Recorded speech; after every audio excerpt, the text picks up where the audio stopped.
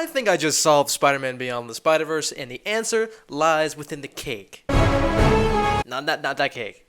Those cakes. So at the end of the movie, after Miles learns that he is an anomaly and has switched destinies with the Miles Morales of Earth 42, and he is now stuck in Earth 42 with no current way to get back to his own reality of Earth 1610, he is now chained to a punching bag, looking at himself face to face as Miles G. Morales reveals himself to be the Prowler of Earth 42. Miles now has to learn how to get home in 2 days before, first of all, his cells might decay, because when you're in the wrong universe without any sort of proper protection, your cells start decaying, and then eventually you have a slow and painful death, as we learned in Spider-Man Into the Spider-Verse. So Miles has to figure out how to get home before either that happens or his dad dies in 2 days on Earth 1610 and is killed by the Spot. Now we all know in these classic stories of Marvel movies where good versus evil, the good usually always comes out on top. And even if we have a cliffhanger like this one, we have somewhat assurance that the good guy will come out in the end, right? Yes. And I have more concrete evidence that Miles is going to come out victorious if you're still unsure, which you might be, because the movie is so well written and so brilliantly thought and put together that it does leave some question as to what will happen, who will get sacrificed, will someone die, will Miles lose his friends? We don't know exactly what's going to happen in Beyond the Spider-Verse, and that's the beautiful thing about it. So the stakes are high, and we are 100% invested in these characters, but we do have evidence to support the fact that Miles will get home, he will get home on time, and he will have a nice, normal cake for his parents. And how do we know this? Because we know, for a fact, that Miles Morales never breaks his promises. As we see in Into the Spider-Verse, and Miles' twist of fate and his destiny that is assigned to him, where he gets bitten by a radioactive spider from Earth 42, then encounters the Peter Parker Spider-Man of Earth 1610. Miles is face-to-face with Peter Parker Spider-Man as he's dying. Promise me you'll do this.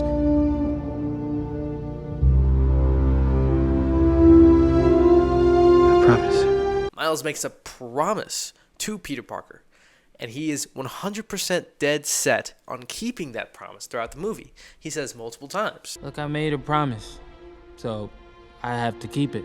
A cool character trait that the filmmakers gave Miles is that he is very concerned with promises. For whatever reason, promise means everything to him, and if he makes a promise to someone, you better believe he's going to keep it. He made a promise to Peter Parker as Spider-Man that he was going to destroy Kingpin's Collider, and even though he wasn't ready and didn't necessarily possess the tools when he made that promise to destroy the Collider, he still was dead set on making sure that he fulfilled that promise by any means necessary. And through the course of the movie, he obviously came into his own identity, discovered himself as Spider-Man and as Miles Morales, and through the use of the essay as a plot allegorical device, the essay Great Expectations that he was assigned to write, he then fulfills that essay by the end of the movie because he knows who he is and he's confident who his identity is as Miles Morales and as Spider-Man.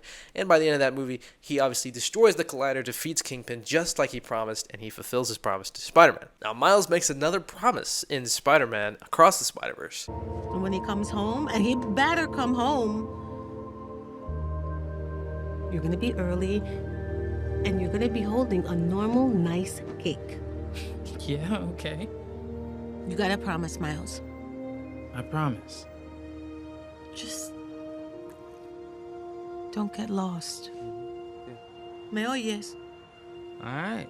And Miles promises to his mom that he's going to make that happen. The moment that Miles reunites with his dad and his family and brings them back a cake in Beyond the Spider-Verse is going to be one of the most heartfelt and emotional moments that I've ever seen on the big screen. I can guarantee it because Phil Lord, Chris Miller, Justin K. Thompson, Rodney Rothman, Peter Ramsey, all the rest of the filmmakers behind these movies are so good at their craft, and they're going to make Beyond the Spider-Verse just absolutely incredible. We know that for a fact. It's going to be awesome. Miles promised to his mom that he was going to be back on time with a cake, and you better believe this is what's going to happen in Beyond the Spider-Verse. Now, who knows who's going to sacrifice themselves? Some people think Miles' mom is going to die. Some people think Gwen is going to die. People are going to sacrifice themselves. But you better believe that Miles is going to fulfill that promise to his parents. In the moment when Miguel tells Miles that he is an anomaly, that his dad is going to die, and that he should not do anything about it, Miles was not thinking to himself, this is the right thing to do to save my dad because with great power comes great responsibility, and therefore I have the responsibility to save my dad. He wasn't necessarily thinking that. He was thinking,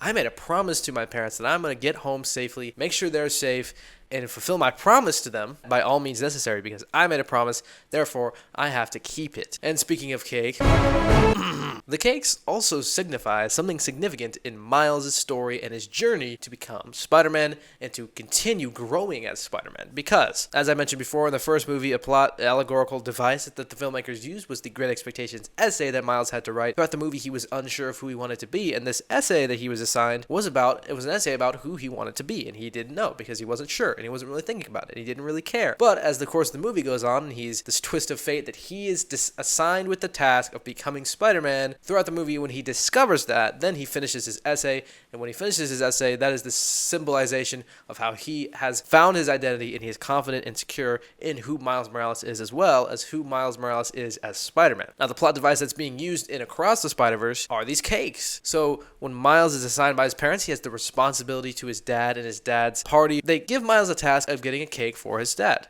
So since he's balancing his responsibilities as Spider-Man and as Miles Morales, he kind of neglects his responsibility to his parents. He gets the cake late, and he's not still exactly sure how he's going to manage it all and figure it all out. And he's writing what he wants to say on the cake, but lo and behold, with what he's writing and what he's saying to his parents doesn't fit on one cake. I want you to know, no matter what, even though we've had our ups and downs, I am so proud of you today. Hey, and every day. Parentheses. Hey. Mostly. LOL. Hey, Mr. P.S. Spider-Man, it won't fit on one cake. Can't you write smaller? Can't you write shorter?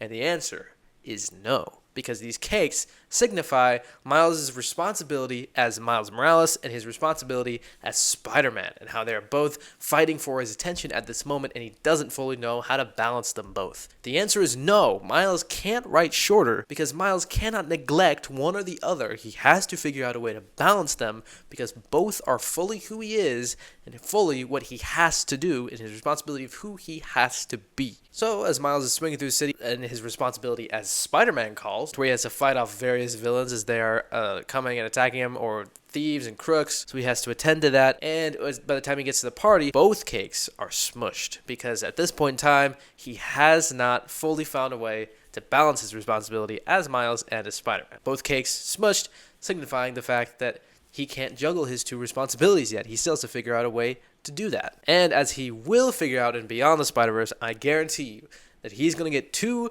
fully normal, well-made cakes and bring them to his parents by the end of the movie, signifying the fact that he has realized who he is as Miles Morales. He's found his identity as Spider-Man, and he's now effectively found a way to balance both of his responsibilities and be the best possible version of himself while attending to his responsibilities as Spider-Man and attending to his responsibilities as Miles Morales, because he cannot neglect either one. As we see in the movie, when any character neglects their responsibility, terrible consequences happen. Peter B. Parker, in the first movie, obviously his life is in shambles because he's neglected his responsibility as Spider-Man and his responsibility to Mary Jane as a husband and a potential father of children. But when Peter accepts that responsibility, then his life is so much better. And in this Across the Spider-Verse, we can see that his life is so much more fully formed and happy because he decided to take his responsibility head on. The same goes for Miles when he neglects the spot as a responsibility that he should have dealt with as Spider-Man because he didn't feel it was very necessary. That's when the spot then grew to be a super powerful super villain out of spite against Miles Morales as Spider-Man. These running themes throughout the movie are so beautiful, and I can tell you for a fact that in Beyond the Spider-Verse, Miles will bring a cake back to his parents. And it will be normal. It will be signifying maybe even just one cake to show that he's merged Miles and Spider-Man into one character and one identity, and that is Miles Morales. So there you go. Thank you for indulging me in this video as I share my thoughts on this Beyond the Spider-Verse theory that I found. And just because the filmmakers just write such intricate, beautiful storytelling into these movies. They're some of my favorite movies of all time. They're just so awesome, and there's so many layers to unpack. Constantly finding new details, things I never knew before, that just amaze me every time. There's so many little great, fantastic details woven into both of these movies, and I can guarantee that there's going to be tons more of those details in Beyond the Spider-Verse when it finally releases. If you consider subscribing if you liked this video, I would greatly appreciate it. I have tons of other Spider-Verse videos and other videos about movies in general, so if you like hearing intricate, insightful thoughts about movies in general from me, then I would highly recommend subscribing because I'm going to be posting lots more content content as the time goes on. So I hope you'll stick around for that, and comment down below, what do you think is going to happen in Beyond the Spider-Verse, or are there any other cool little details that you noticed from Across the Spider-Verse or Into the Spider-Verse that you think are cool that you should comment down below? Be sure to let me know. You can also click right here on my face to see another video by me. I know you'll like it because YouTube recommends it to you. And I will see you guys in my next video. Bye-bye.